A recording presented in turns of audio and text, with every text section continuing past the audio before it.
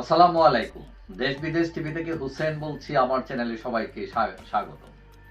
স্বাধীনতার পরবর্তী সময়ে জাতীয় সমাজতান্ত্রিক দল গঠিত হয় এবং তারা আওয়ামী লীগের ঘুম অনেকটা হারাম করে দেয় এবং জাসদ কর্মীরা তখন হুলিয়া মাথায় নিয়ে অনেক সময় অনেক আক্রমণ করেছে। তারা আত্মগোপনে ছিল, লুকিয়ে ছিল। এখন আওয়ামী লীগের হয়ে গেছে সেই একই অবস্থা, জাসদের অবস্থা। এখন আওয়ামী লীগ নিষিদ্ধ দল নয়, ছাত্রলীগকে ইতিমধ্যে নিষিদ্ধ করা হয়েছে, কিন্তু আওয়ামী লীগের নিষিদ্ধ ঘোষিত ছাত্রলীগ, যুবলীগের নেতা কর্মীরা এখন পালিয়ে বেড়াচ্ছেন, কেউ বিদেশে, কেউ দেশে আত্মগোপনে। কিন্তু প্রশ্ন হচ্ছে, এইভাবে আর কতদিন? 7 মাস হয়ে গেল। এখন অনেকের আয় রোজগার বন্ধ, অনেকের শিক্ষা জীবন বন্ধ। এখন প্রতিনিয়ত একটা ভয় তাদের মধ্যে কাজ করছে, প্রতিপক্ষের ভয়, পুলিশের ভয়, ধরা খাওয়ার ভয়।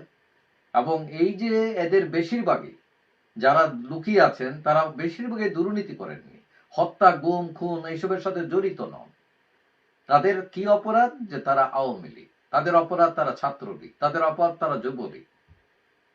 এখন এই দুরূহ অবস্থা থেকে মুক্তি পেতে এখন কেউ কেউ ভিন্ন কথা ভাবছেন।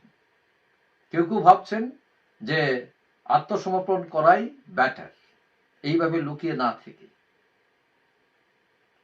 এখন গতকাল 13 মার্চ নিষিদ্ধ ঘোষিত ছাত্রলীগের সিলেট জেলা শাখার সভাপতি নাজমুল ইসলাম ফেসবুকে একটা স্ট্যাটাস দিয়েছেন এবং এটাতে অনেকেই প্রতিক্রিয়া ব্যক্ত করেছেন।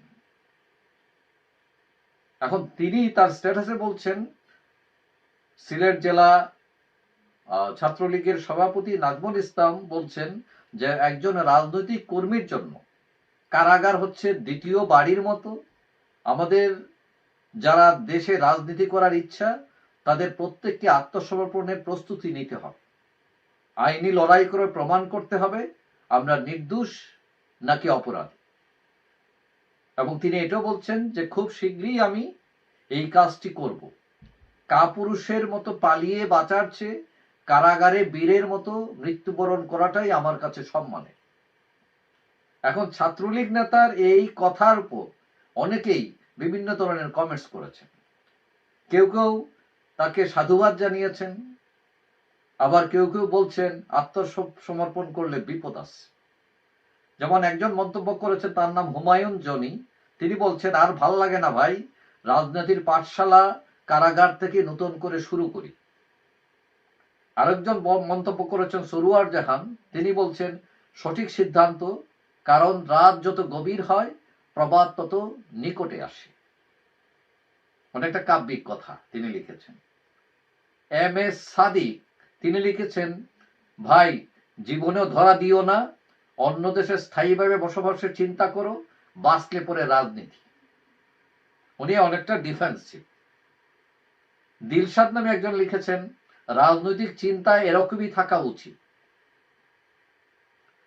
এখন ছাত্রলীগ নেতা নাজমুল 5 আগস্টের পর ভারত চলে যান, তারপর সেখান থেকে সামহাও তিনি আবার সৌদি আরবে যান, এখন সেখানেই আছেন। এবং তার স্ট্যাটাসে বোঝা যাচ্ছে তিনি বিদেশ থেকে ফিরে আসতে চান, তার ভালো লাগতেছে না এবং দেশে ফিরে তিনি আত্মসমর্পণ করতে চান। এখন দেশে যারা আত্মগোপনে আছেন, অনেকের মধ্যেই এরকম ভাবনা আছে যে ঘরে ভয়ে থাকার চেয়ে, কখন কে এসে অ্যাটাক করে, এই ভয়ে থাকার চেয়ে জেলে থাকাটা অনেক নিরাপদ। তবে আত্মসমর্পণ করতে করার পর ন্যায় বিচার পাবেন কিনা, এটা নিয়ে অনেকের সন্দেহ আছে। অনেকগুলো আছে যে হয়তো তিনি জামিন পাবেন, জামিন পাওয়ার যোগ্য, কিন্তু জামিন দিচ্ছে না সরকার, এবং এইগুলো নিয়েও তাদের মধ্যে ভয় উৎকণ্ঠা আছে। যাই হোক, আশা করি সরকারও বিষয়টি বিবেচনা করবে। যারা অপরাধী ঠিক আছে তাদের ধরা, কিন্তু আওয়ামী লীগ হলেই ধরবে, আওয়ামী লীগ হলে জেলে ঢুকাবে, আওয়ামী লীগ হবে জামিন দেবেন না, আইন যেটা আইনের মতো চলে সেই ব্যবস্থা বা সরকার করবে। না হয় হয়তো তাদেরও একদিন কাঠগড়ায় দাঁড়াতে হতে পারে।